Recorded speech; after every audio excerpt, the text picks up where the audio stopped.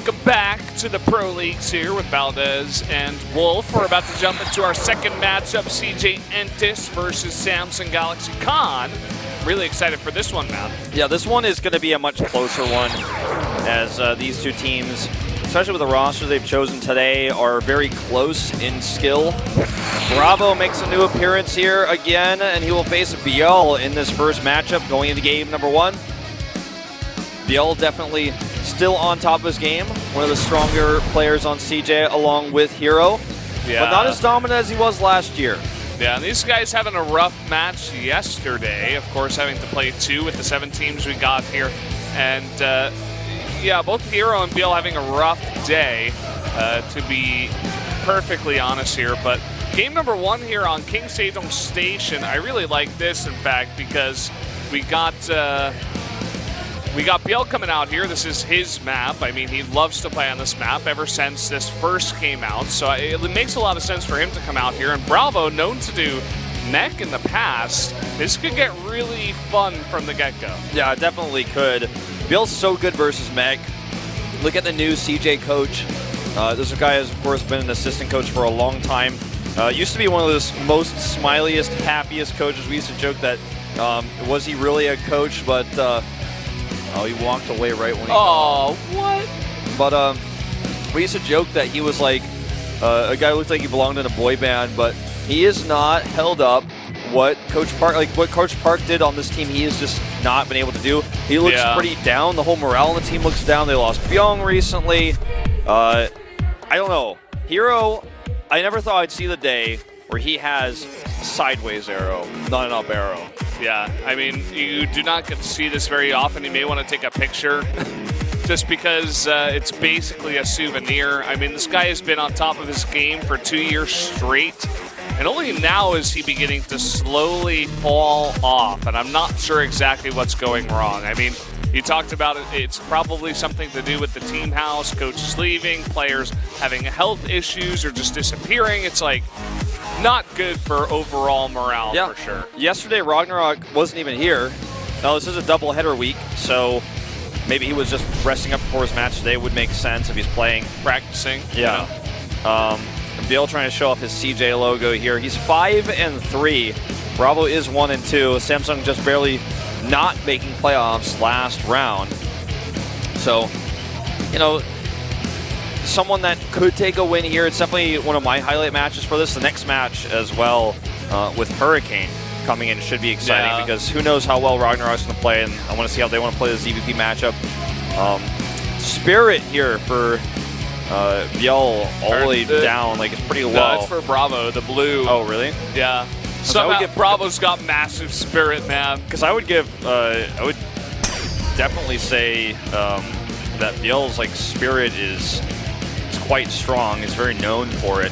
A bit of a split here on this one, as most people going for ByuL, but a few people thinking BrAvO might have a chance. Yeah, I think this will be a bit closer than we may have thought. So let's go into game number 1 now. ByuL versus BrAvO.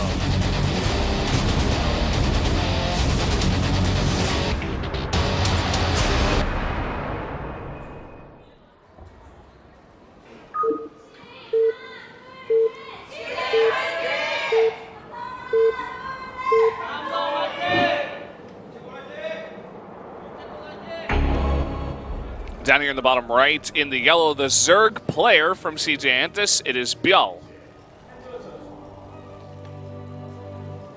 And up to the top left, in blue for Samsung Galaxy Con, it is BrAvO. A little bit tired. Yeah, bit of a cough. Oh, hello, Nova. Again. Also popcorn. There's popcorn down here. And now they have drinks you can get, and non-alcoholic drinks, unfortunately, for those people who want to get a beer or something. I think you can bring that into the studio, though. I'm not 100% sure. Yeah, I'm like, I'll let you make the risky statement here, because I'm not sure. Go ahead and try it and see what happens. And then, you know, I don't know. Don't say that I recommended it, though. I'm just saying, you know, I'm not 100% sure on the rules, so if you want to bend any kind of existing rules here, just put it in a paper bag, all right? Now, I've never seen that in Korea, not even once, literally. I have seen it a few times. Very open drinking culture. Yeah, I've seen it just a few times. But the sign that we just saw there is actually highlighting that it is, in fact, Monday Caster's birthday. So if you want to follow him on Twitter, he's Chaemin Jun, I believe, is just his Twitter. If you search for that, you can find him. Yeah. But he had a birthday today. He's trying to downplay it, but everyone's celebrating with him. Yeah, it's like he bought the cake and brought it in, and then one of the KT players blew out the candles, and then he like talked for a little bit and then immediately left the room. I'm not sure why he's trying to play it down, but it is his birthday. So, yeah, I saw the Korean commentators went out for like birthday lunch earlier. I saw that on Twitter. I know all the gospel on everyone. You're the Twitter master. I am the Twitter master. Like I will see, I'll tell everything. I still can't figure out how to download a GIF off of on my iPhone to steal someone's GIF, but like that's the only thing I don't know. But going into this map, we're going into Sejong Station. As you mentioned, we could see some crazy Sky Terran here from BrAvO. BrAvO used a bit of mech, but was definitely much more famous for his ByuL play, especially his play versus Protoss, where he was sniping next side and things of that nature. Very aggressive. That's turn. like way back in the day, man. That's like when we were first seeing BrAvO in Pro League. Yeah. 2014. Well, we'll see if he can have some success here. By the way, hashtag SPL. Get out there. Your tweets can be shown if you post some cool stuff. And we have votes for the players on both the Kespa, or not players, for the matches. Who do you think? Which team you think is going to win on both the Kespa and Kespa EN Twitters? So get out there, use social media, do it. Yeah, it's cool. You could be famous for just a second. Get your message up there on the stream. I believe they're going to start incorporating that, at least. That's what we heard. Yeah. Haven't seen that just yet, but still eventually we'll see. Still in testing. But yeah, it's still in beta.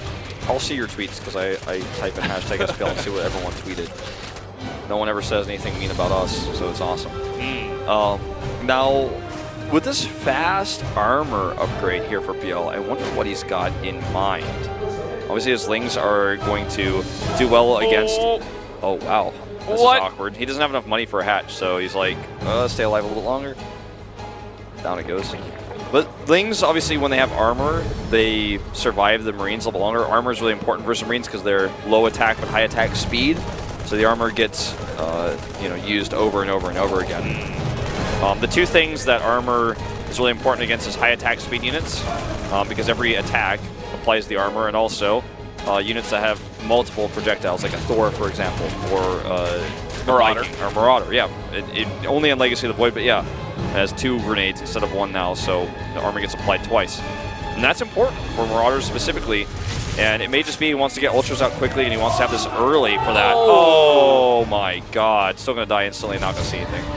Calm down, Korean commentators. Relax. So I think he saw the speed coming through, but that's pretty normal. I mean, it's 4:30 I guess he saw it wasn't a lair too, which is kind of important. I think that's like the real story here. Is like, okay, it's not Nidus, and that's what he was looking for.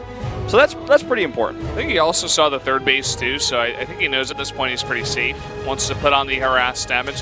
One Ling trying to come in here and be a bit annoying. Will die right away. He's like, look at this. Oh wow. Totally shut that down. Overlord up on the pedestal, I was actually able to see that coming. We're going to see this drop, hey, got to go into liberation mode. This drop gets shut down because it was scouted, but if it wasn't, it was going to be pretty powerful. It's like the Dream TBZ style. Dream likes to do these drops with 2 Widow Mines, a bunch of Marines. And he is going to actually find a way into the main here as the Queens are dealing with the Liberator, or attempting to. He's like in the perfect spot. Oh my god. If this was a ladder map, I know everyone would be taking notes on this right now. The drop does get pushed away here. 1 Widow Mine doesn't even burrow. Actually coming around to maybe help support this Liberator. Still can't mine from this base. It's so sad. Does eat some damage there on the drones and attempt to shut it down, but drop coming over here too to deal with the Queens that are off creep. Yeah, and those Queens are out of range of the Liberator at least, but they're off creep now. A transfuse having to be used here to save them. Good targets here on the medevac. Another transfuse for the save. Really well done. Widowmine will go off here. The medevac escapes with 22 health. All those Marines deep red. As +1 attack is on the way, and Aspire. No, don't kill your own Evo Chamber. There you go. Yeah, as you mentioned, Aspire coming up here. And still trying to deal with this Liberator. Going to try to focus down that Queen. One more hit, and they both die. Double kill.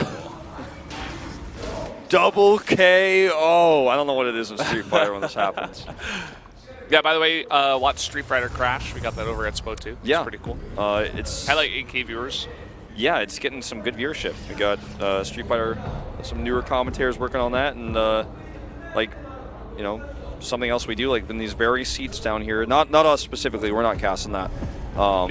We had a moment in WCG. I think that was 2015. That was like our first cast 14? together, right? Or 13. Yeah, 2013.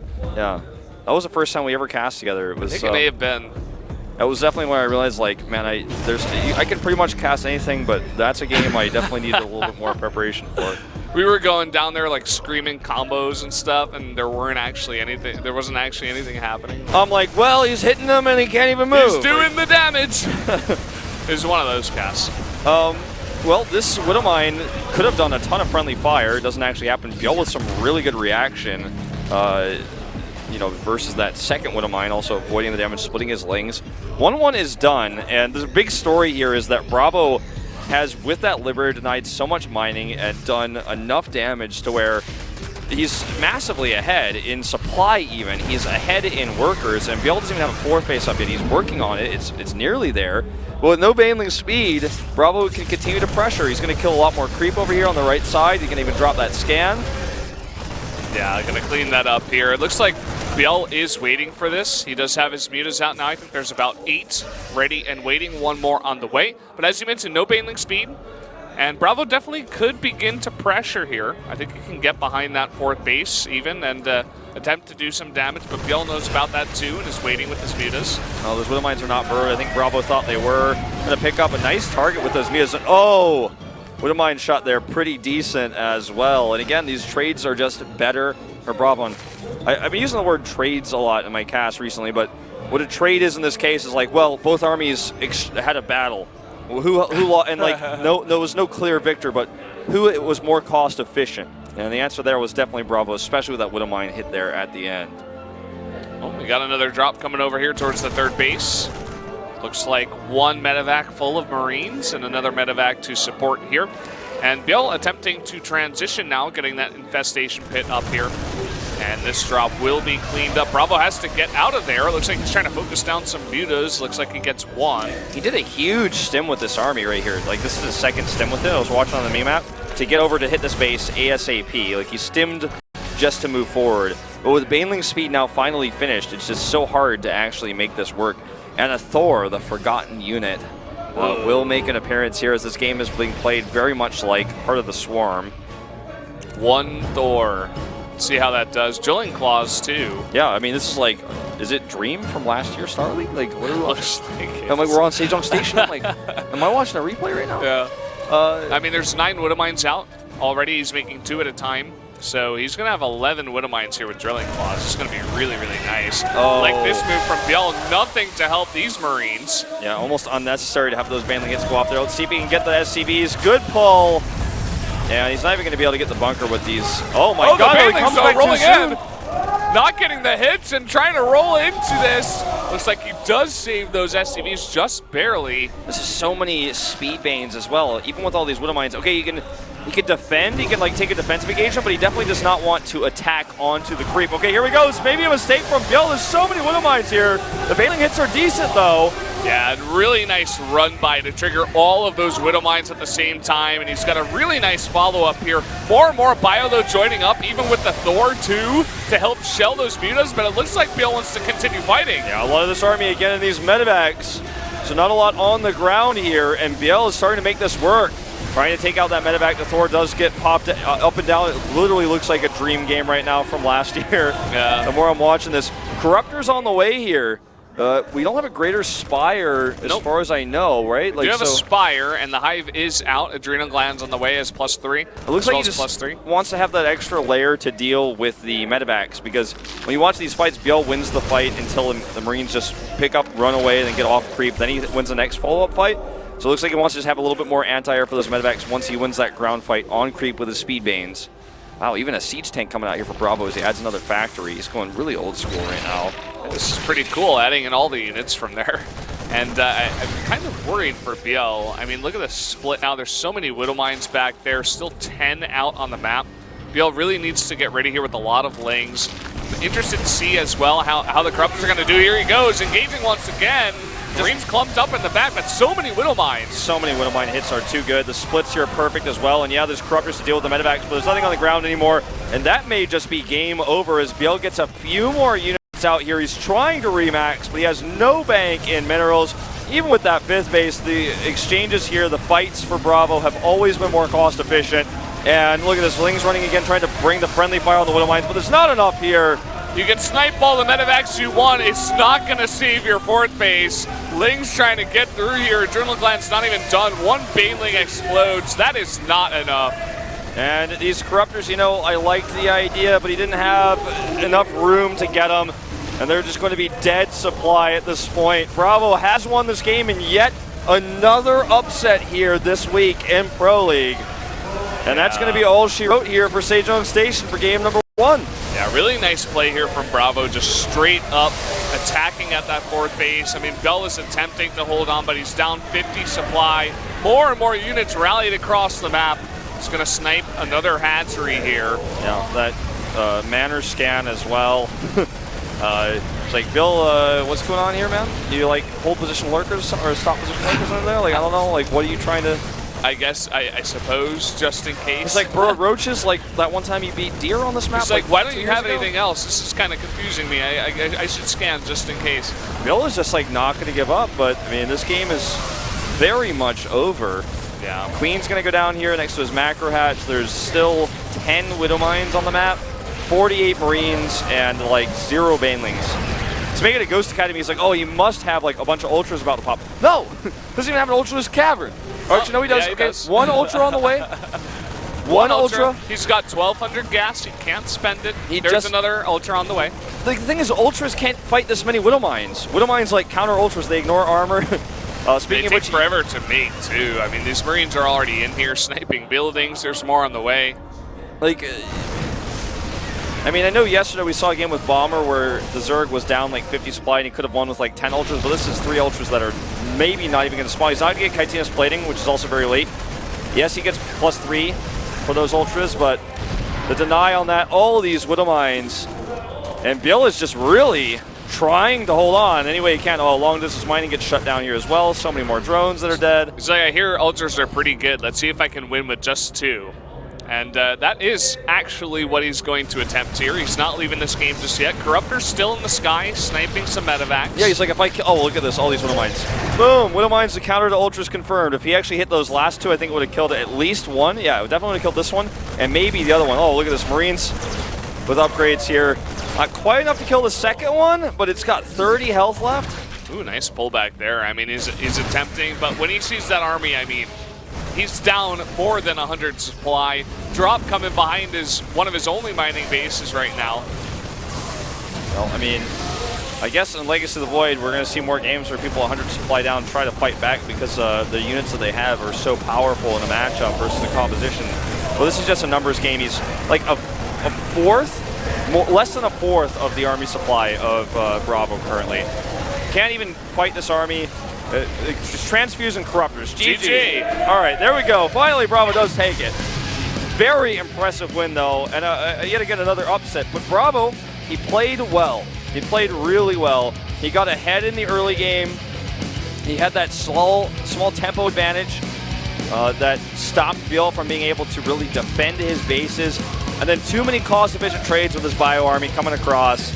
Yeah, and he's another situation, another example of players that you do not see very often. He's played, I think, 3 games before this one. Yeah. And then he comes out here for a reason, right? He's coming out on King Sejong Station.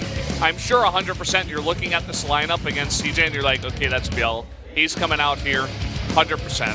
So BrAvO, do your thing. We trust in you to take out ByuL, and he did just that. And the more and more I see these CJ players, I'm beginning to understand, I'm going to spoil it here, beginning to understand why ByuL voted for only Samsung tonight. He literally wrote Samsung, right? there's a big reason behind that, because CJ is just not looking like the player, or rather the team, that we're used to. Definitely not, as my mic falls apart. Tries to fly away from your mouth there. As I fix this. Yeah, we gotta tighten the bolts here. Literally, like, screw in the screw as we get our mic in place here. Yeah, but this is rough times. ByuL looking very upset after that loss. Yeah, I mean, when you're staying in a game that long, obviously it's very upsetting. You wanted to win that one. You're trying your heart out, but not much you can do. It's hard to watch this because you can tell he doesn't want to be on camera right now, right? He's like, oh God, I feel horrible after losing that game. Yeah, I mean, he didn't play a bad game. He just got behind too early. Couldn't take the exchanges that he wanted. But this matchup, the one we're about to watch right now, I feel like anything could happen.